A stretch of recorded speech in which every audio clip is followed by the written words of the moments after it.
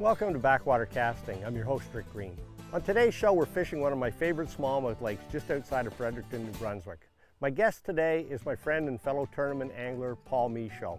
As we get the day started off, the weather's not cooperating very much, but the smallmouth sure are.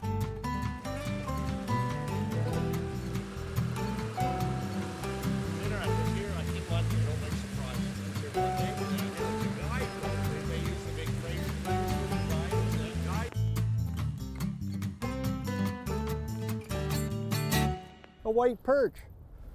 Almost never catch them in here. There is fish in here. Yeah, almost never catch them in here. It's funny, I've only ever one other time caught them in here. Boys, don't you think those wouldn't hurt? Those are as sharp as pins right in there. They would stick you.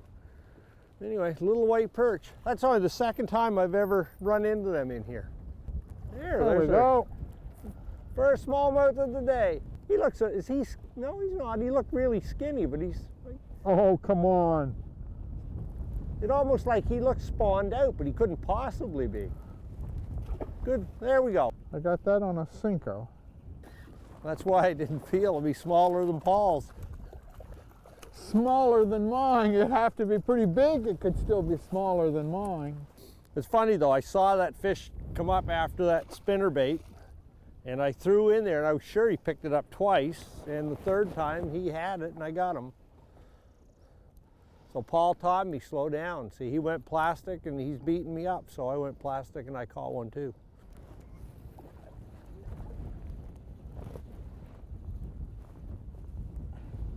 My second bass of the day, on a very hard fishing day.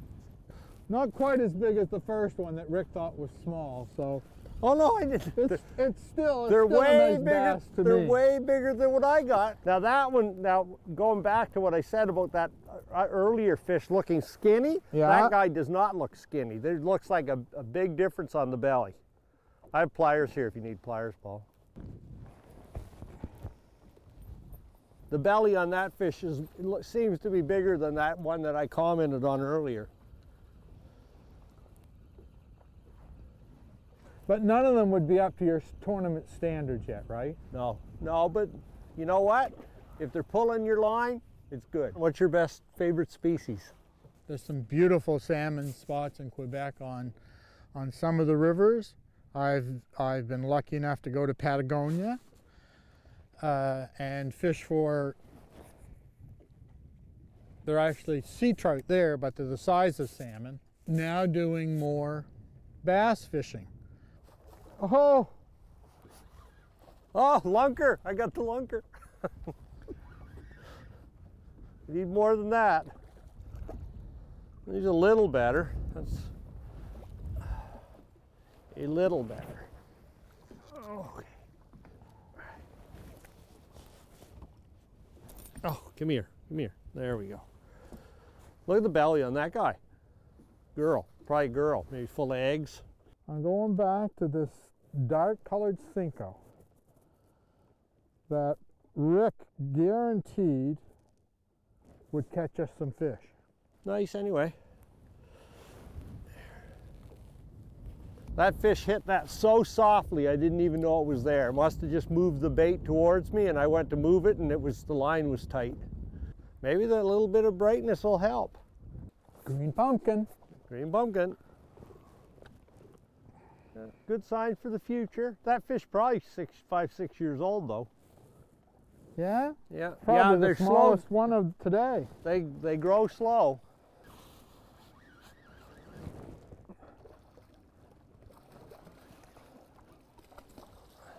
Now that's a nice fish. It's a brother to the one you just let go. Big brother. Well, not much, maybe a year. There you go. Oh, big fish. I'll get the net. That's a netter. That is a net fish. Boat's blowing at him, so. Get him out. Yeah, there it is. That looked like a good fish. That is a good fish. there, yeah, no, there's Woo! there. Okay.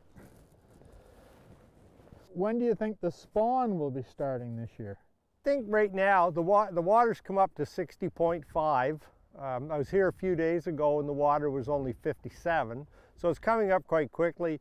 And at this rate, if we get some nice days, these fish could start spawning probably in another week. I have one quite a bit smaller than Paul's. Paul's was way bigger than this.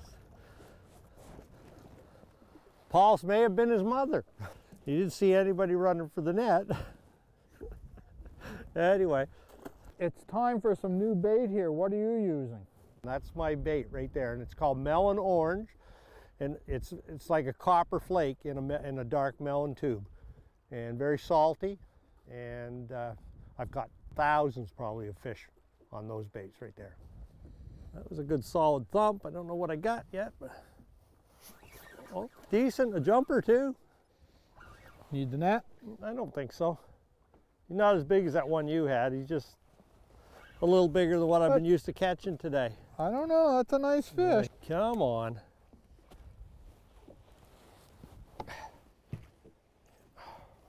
There. Anyway, just got him off, chubby. What do you think that weighed? 2 pounds. Definitely not a perch. I'm trying to keep this jerkbait away from the line. We might even net it. What do you think? Oh, I can get it. Here, you want me to deal with him? Or? Yeah, go ahead. He hit that really soft, and then he turned around and I missed him, and he turned around and come back and hit it a lot harder. Thank you, sir. Oh, you're welcome. You gotta love it. Gotta love it. Yeah. Well, Paul, you're one of the few guys that we've had out in the boat that's using a bait caster with success. I mean, even on a windy day like today. So how did you get into the bait caster as opposed to the spinning reels? I never really had a preference when I was deciding to get into the bass fishing as opposed to fly fishing, but I always liked the look of the bait caster, although I've heard many stories about what kind of a mess you can get into, but that's all I use. Boys, look at the marks on that guy. Wonder what, oh, I'll bet you an eagle's had a hold of him.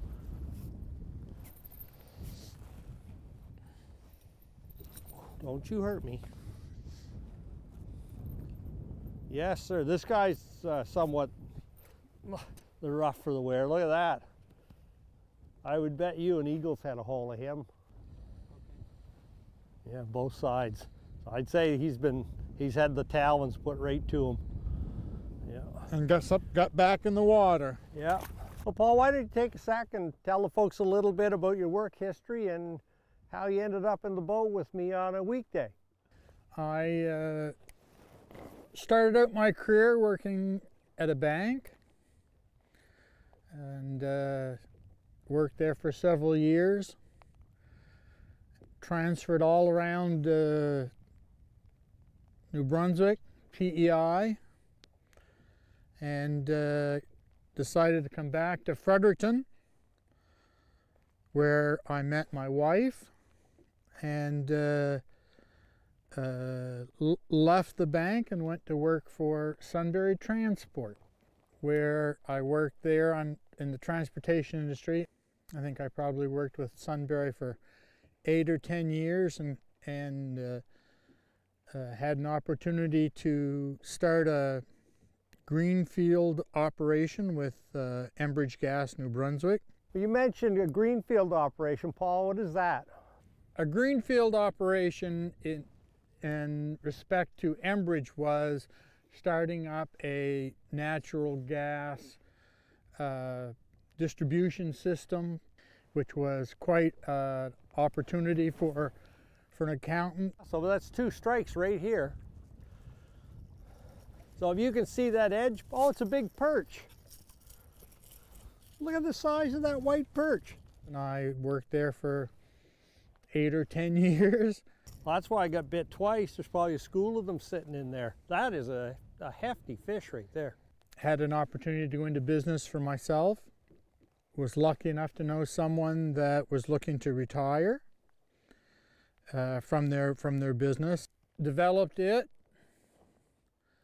for another 8 or 10 years, and a person came along who had a similar business, basically made me an offer I couldn't refuse. Brings me to where I am today. Not done yet. They don't know when to quit, do they? There he is. Well, he might be a little, oh, he's a little bigger than I thought. There. It's our reward for staying out in the rain. Catch a nice little smallmouth. Yeah. There you go, buddy. Woof, and back in the water. What'd you catch that on? Well, Paul, got that on just a plain little inline spinner. Little blue fox spinner, number 4 size silver. Just resembles any minnow swimming in the lake. He hit it hard, I'll tell you that. Welcome back to Backwater Casting. Well, things are picking up a little bit, the weather's better, and so's the bass fishing.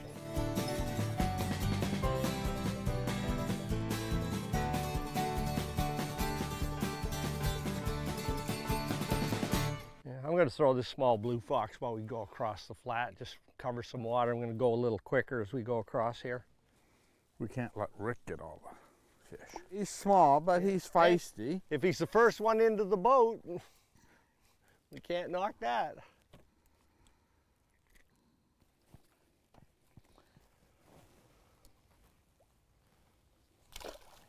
So what was that one on, Paul? First fish of the day to the boat. A little tube. What color would you say that is, Rick?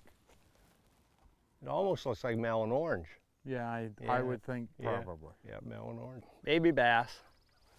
Well, this one's not so small. All right.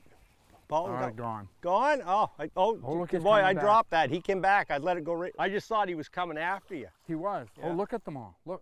Look at the school. Oh, you got a big school of perch under you. Yeah. Look at the perch right there, look. See him? He's bigger than I thought he was. I thought he was just a little guy. Look, okay, so here we go. Right in the gullet. He's got a fish in there. No, there's a whole tail in there of a fish. So look at the bulge in his belly. He was still after that bait. So he's eating aggressively because he's fat. It's good to see that they're feeding as aggressively as they are, eh? Yeah, it's pretty neat. I mean, the tail on that fish that in his mouth was wider than my thumb, so it was a decent sized perch. And he still whacked that tube. So it's like you say, when they're on the feed bag, they're eating. And the rod just went sideways. Yeah, he's a baby. He's a baby bass. Just a little fella. Healthy though, broad, nice big broad body on him for his length. He's a healthy little guy. Yeah, sounded good. Net, no net? Taking line. That's what you want. There he is. Well, I don't know whether that doesn't look like another fish, but there's definitely something under the boat right there. You're not ready yet. No. Yeah, we're blowing over him, which doesn't help a lot.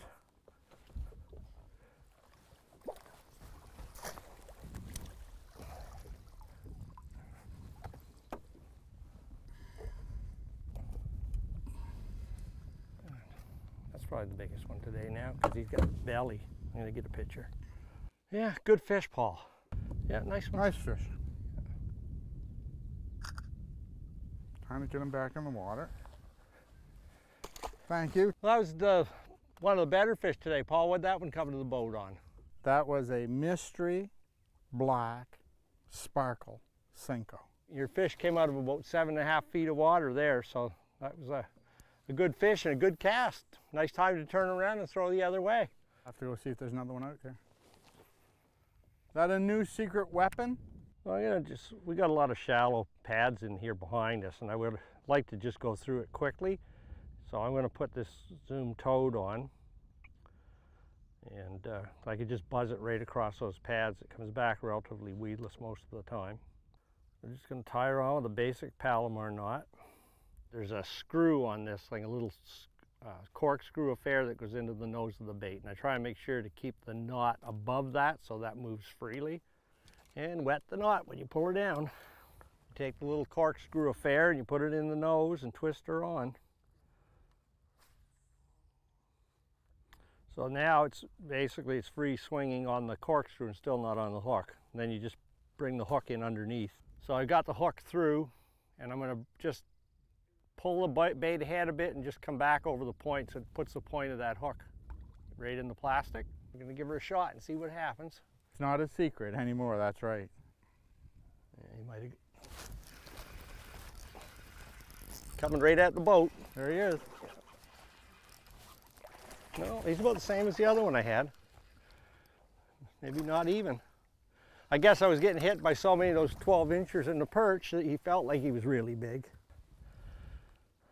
Fat guy too, they're definitely feeding up, and we're definitely on the summer stuff now. And he made a big enough boil when he came up that I knew it was a decent sized fish, and he missed. So I just I reeled it in, put it down, and I grabbed the tube and I threw it right back in the same spot. Different bait, same place. So he hit the tube right away too, so he's feeding. Same size, more or less. Yeah, boys are tough, aren't they? Oh, he's all there he is. So he's actually a little bigger, yeah. He's a little bigger. Boys, he wanted it too. Did he ever take that? All the hooks are inside. They're at the base of his tongue. I can just get it in and pop it out underneath. Got to get on it with the pliers before I can pop it out. There, just like that. It's simple. Yeah. There we go, buddy. We are looking for your grandmother. That was probably our biggest fish of the day, Rick. How big do you think that was? She was only a couple of pounds. He had some, maybe 2 1/4. He had some length to him, but he was not as fat as the other two that were that size. The other two guys were chunkier. Here we go. This one feels good. He's feisty, isn't he? You can't say he didn't want to eat. Right, they're right on the shore. Yeah. Eat up here. Oh. And there goes my Cinco again.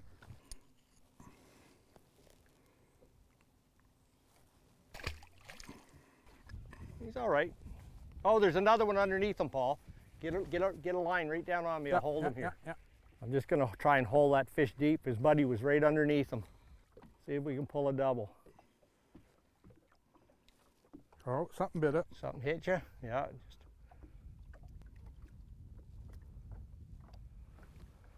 Yeah, he had another one right underneath him.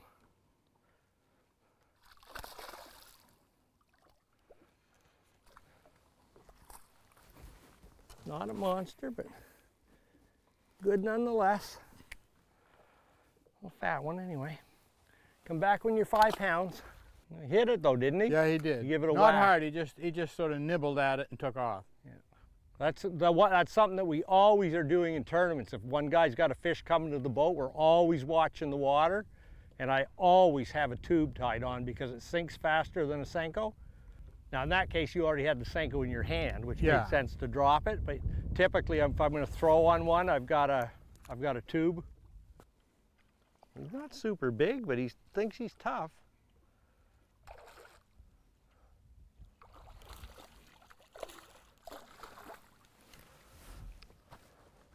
Oh, right in the bottom of the lip. I have to watch that to get him out. Oh, good way to hook yourself. Yeah.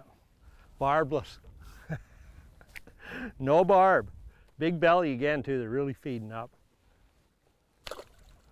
Say, where that brush pile is on the bank over there, Paul, from there down in through those rocks and through the center of that, we've got some big fish, but I don't see a lot of dollar pads there yet. He got himself another bass. Small bass. Yeah, those are big rocks right there. So I'm going to let you throw at that tree, Paul. I'll leave that to you when we get up there.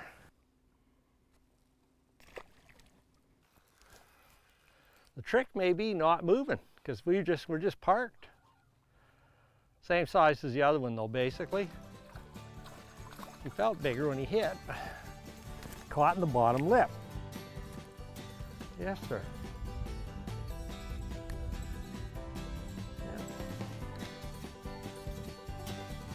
There you go. There you go. Yeah. He just wanted to let you know that he could catch fish. Smaller.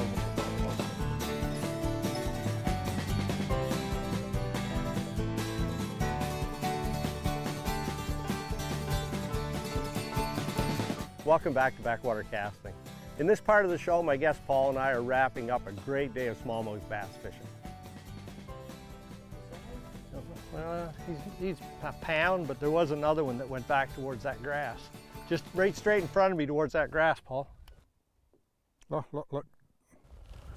The other fish turned around and went Right back. Yeah, right in there. You just come, bring it right through. He just turned right into this stuff after he saw the boat. Following it. Oh, I saw the flash, yeah. Yeah. Yeah, he's all right. The other one looked bigger, but they always do, I guess. The second one tends to be on the bigger side. Way up on top, too. Is that the clear bait? No. Oh, I went no. back to a black, I know. a plain black Cinco. Net him or flip him? You're... It's a nice fish. Look.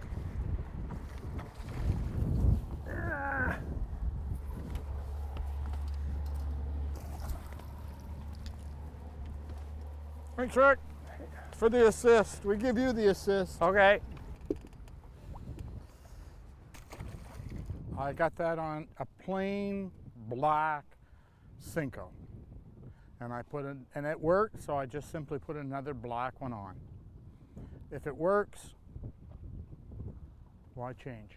Oh, you got one, Rick? Yeah, as soon as I cast after you put yours back, I threw out into the open water again. There goes my bait. He just threw my bait away. No, he's even smaller. You're an awful great host. Well, I try not to get the big fish on you. There we go, giant size, humongous. We could use a monster before we go. We puked Look, up some, look, look, I see look. the bait going, yeah, he Yeah. puked it up. Thank you. I should get a picture, I guess. Need a couple. Now that's the first fish in a long time that I've got off a crank or Off a blue fox? yeah. There's 3 hooks to go in your hand.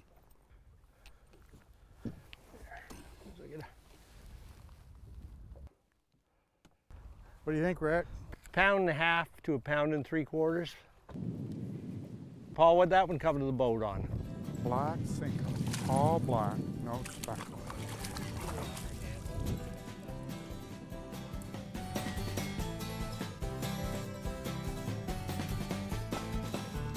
Another? Yep. Nice one.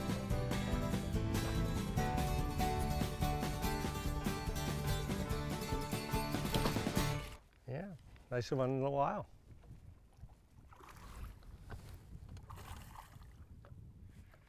Went under it, he's under it now. Turn the net around and get him the other way. I think that's a ball of fry right there. You can see them all shimmering in the sun. I'd say he was guarding a ball of fry right there beside that rock.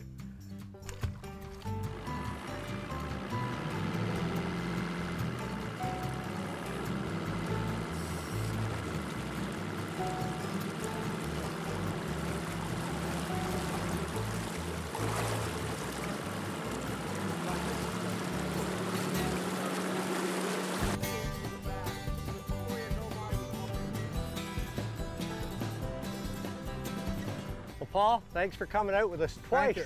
Twice. Not too often we have to go 2 days to get a show in, but when you get soaking wet the first day and you're half frozen, doesn't hurt to go home and get some dry clothes and come back and do it again. So Yeah, I'm glad I got to come out. that was good. It's always good fun. We never did find the big fish today, but we got some bites and got a day on the lake, and I'd rather be doing that than working.